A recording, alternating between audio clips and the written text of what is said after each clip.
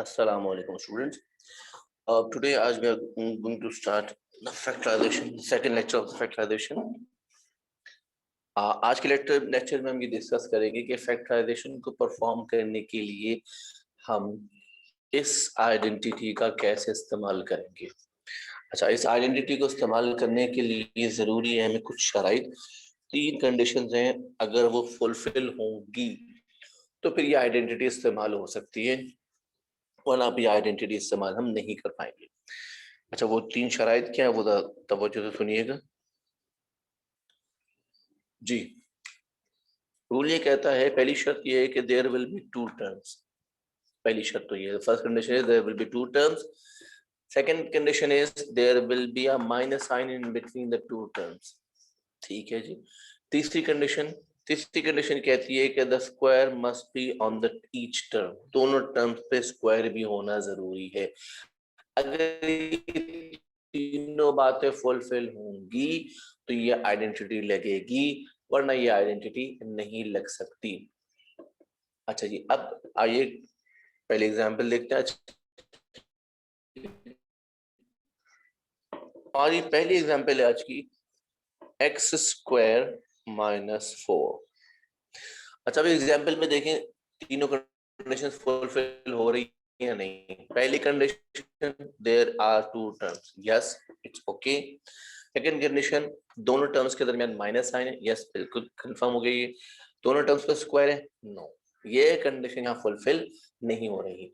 अब हमारे पास दोनों टर्म्स पर स्क्वायर नहीं है, तो फिर ख्याल आया क्यों ना हम 4 को रिप्लेस कर दें 2 स्क्वायर से। आज ही कर सकते, क्यों नहीं कर सकते। अब आप ये देखिए, क्या दोनों टर्म्स पे स्क्वायर नजर आ रहा है? यस, दोनों टर्म्स पे स्क्वायर नजर आ रहा है, मींस हमने तीसरी कंडीशन भी फुलफिल कर ली। जब तीनों कंडीशन फुलफिल हो गई, now we can write them into this expression. तो ये कहता है एक दफा प्लस में होगा ब्रैकेट और एक दफा माइनस में लिखा जाएगा। This is the way to express this as a factorisation. Now अब हम बात करते हैं एक और एग्जांपल की इसी हवाले से। Let's see.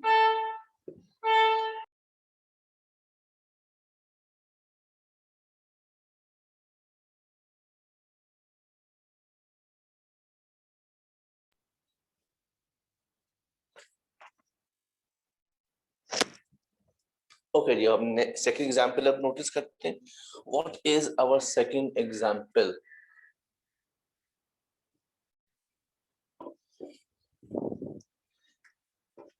Ji, second example कुछ हमारी यूं है, 36 माइनस ए स्क्वायर। अच्छा जी, अब देखें क्या तीनों कंडीशंस फुलफिल होती हैं या नहीं। पहली कंडीशन है 2 टर्म्स होनी चाहिए।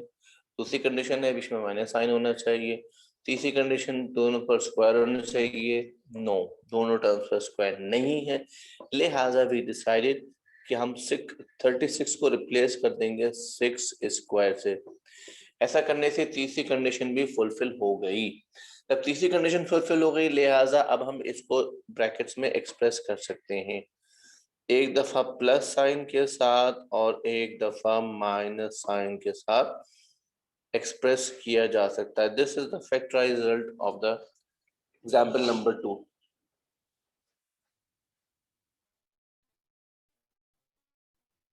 आइए सरकार इसी हवाले से देखते हैं एक और example, example number 3।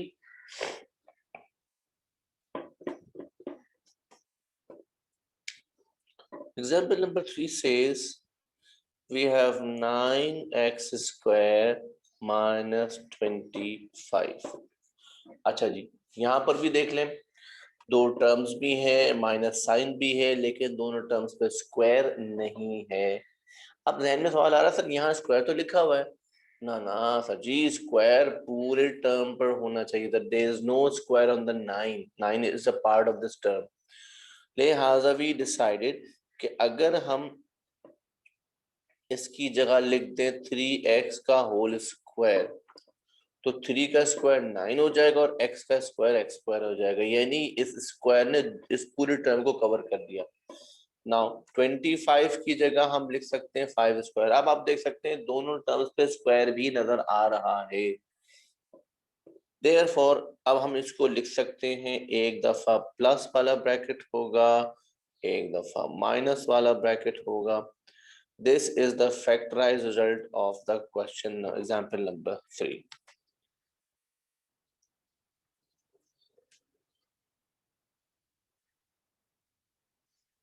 Let's move on to the example number 4.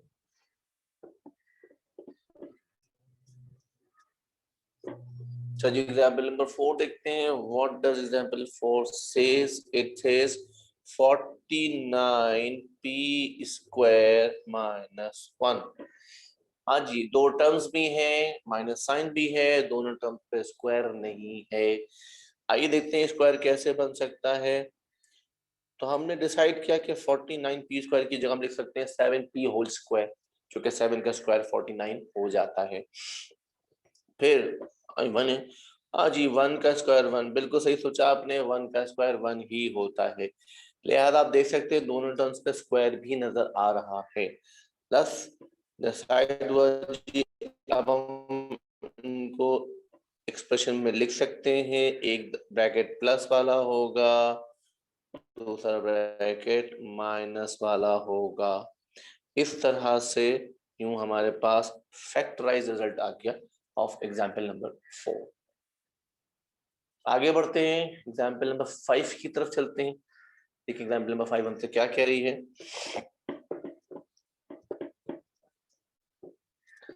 Example number 5 हमारे पास कुछ इस तरह से है, that is 50m square minus 2। अच्छा जी, दो टर्म्स दिख रही हैं, हाँ जी दिख रही हैं, माइनस साइन दिख रहा है, हाँ जी दिख रहा है, बट द क्वेश्चन इज दोनों टर्म्स पे स्क्वायर नहीं है। देखते हैं, अजीब सी बात है, 2 किसका स्क्वायर है? हाँ पता नहीं, 4 होता तो मैं यहाँ 2 स्क्वायर लिख देता, बात बन जाती, लेकिन ये तो खुद 2 है। 2 किसका स्क्वायर है? पता नहीं। 50 किसका स्क्वायर है? मालूम नहीं। 50 किसका स्क्वायर? 50 तो किसी का स्क्वायर नहीं होता। ये प्रॉब्लम आ गया कि अब हम स्क्वायर नहीं कर पा रहे। ठीक है जी, कोई बात नहीं, लेकिन जरा थोड़ी सी तवज्जो दीजिए एग्जाम्पल पे।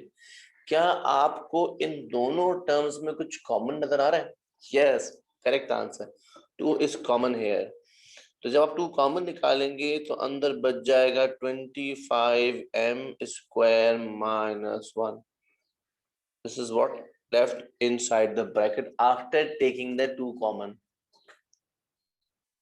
भाई याद रहे, ये 2 की 2 दफा फेंक दिएगा, यही रहेगा, it's a part of the question, तो it remains in the solution. अब जरा इनसाइड द ब्रैकेट देखें। इनसाइड द ब्रैकेट में देख सकता हूं, अगेन आई हैव 2 टर्म्स, दोनों टर्म्स में माइनस साइन भी है, लेकिन अगर दोनों टर्म्स पे स्क्वायर आ जाए तो फिर ये मैं आइडेंटिटी लगा सकता हूं। हाँ जी, क्यों नहीं आ सकता? तो अगर हम 25m स्क्वायर को लिख दें 5m होल स्क्वायर, और बिल्कुल सही फरमाया आपने, 1 का स्क्वायर तो 1 ही होता है। यानी अब हमने दोनों तीनों की तीनों कंडीशंस पूरी कर दी हैं टू अप्लाई दिस आइडेंटिटी, लिहाजा अब आइडेंटिटी अप्लाई हो सकती है। तो it's going to be 5m plus 1, एक दफा प्लस के साथ और एक दफा माइनस के साथ लिखा जाएगा। This is your factorised expression of the example 5।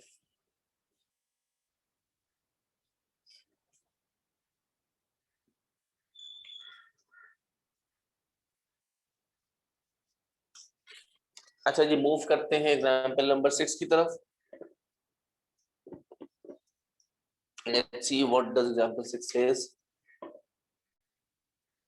Example number 6 हमारे पास कुछ यूं है कि 63y square minus 7x square. अच्छा जी, अगेन सिचुएशन वही आ गई है, दो टर्म्स हैं, माइनस साइन है, दोनों पर स्क्वायर होना चाहिए, लेकिन 7 किसका स्क्वायर है? नहीं बनता। 63 किसका स्क्वायर है? नहीं बनता। यानी जब आप फिर उसी सिचुएशन पर आके खड़े हो गए, तो देन थिंक, वॉच, क्या एनीथिंग कॉमन है? Yes, 7 is common here, very good. तो 7 इज कॉमन हियर। जैसे ही हमने 7 कॉमन निकाला तो 7 के टेबल में 9 पर आता है 63, तो 7 9 63 माइनस एक्स स्क्वायर। अच्छा जी, अब ब्रैकेट के अंदर दो टर्म्स हैं, माइनस साइन है, लेकिन दोनों पर स्क्वायर नहीं है। आप देख सकते हैं 9 पर स्क्वायर नजर नहीं आ रहा, लिहाजा दोनों टर्म्स पे स्क्वायर लाना है हमें। तो ये हो जाएगा 3y होल स्क्वायर और ये हो जाएगा जी एक्स स्क्वायर। यस, दोनों टर्म्स पे आपको स्क्वायर भी नजर आ रहा है, यानी तीनों कंडीशन फुलफिल हो रही हैं। We can apply this identity. Therefore, your final answer will be 3y plus x and 3y minus x. This is your most simplified factorized result of the given question.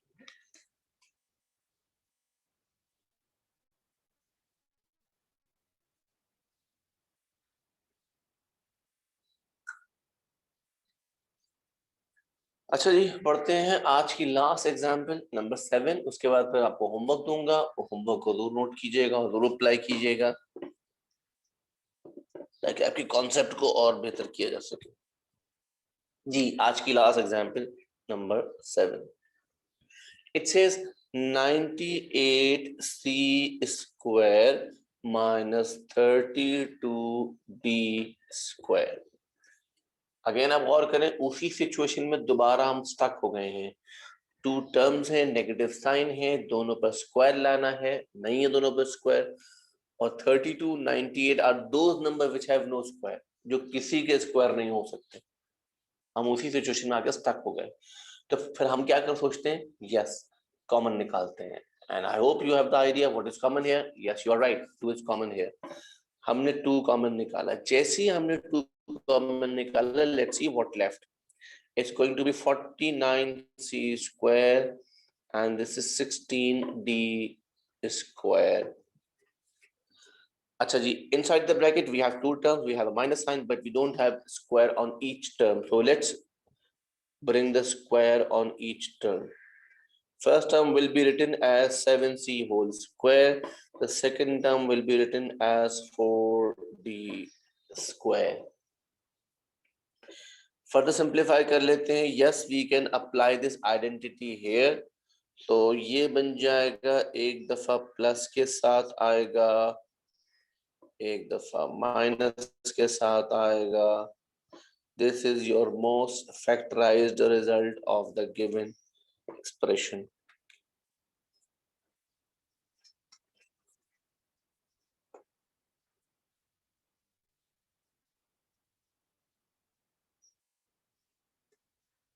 जो हमने सारी example मुकम्मल कर ली हैं, अब मैं आपसे होमवर्क शेयर करने लगा हूँ। प्लीज इस होमवर्क को जरूर अप्लाई कीजिएगा, जरूर अंडरस्टैंड अटेम्प्ट कीजिएगा ताकि जो है आप लोग प्रॉब्लम से बच सकें। इंशाअल्लाह अटेम्प्ट करेंगे होमवर्क को तो आपका कॉन्सेप्ट और बेहतर हो जाएगा इस हवाले से। ठीक है जी, मैं होमवर्क नोट कर लिखने लगा हूँ, काइंडली इस होमवर्क को नोट कर लीजिए।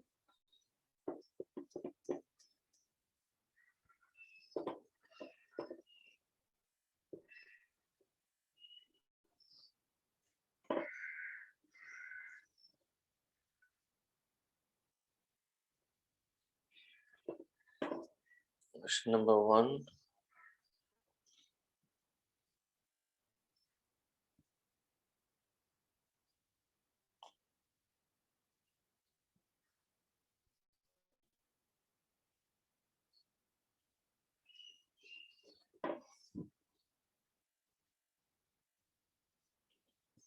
काइंडली जल्दी होमवर्क नोट कर लीजिए